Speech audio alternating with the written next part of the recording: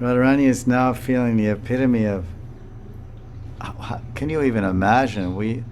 Our gamut of emotions, or our experience of love and feelings and emotions is extremely limited, practically minuscule compared to the vast panorama of emotions and feelings and that the gopis and Krishna feel together.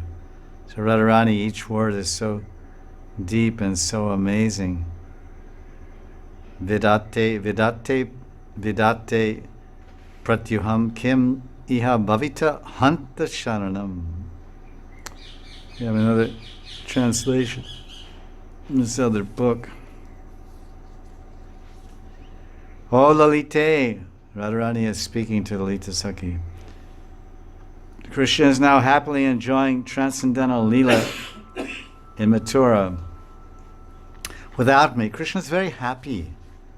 But for me, this springtime brings pain at every step and from every direction.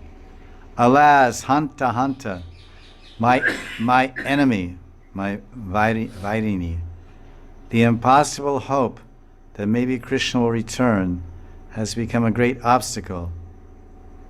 It appears that this translation in front of us has been taken from this book, which was translated 20 years before.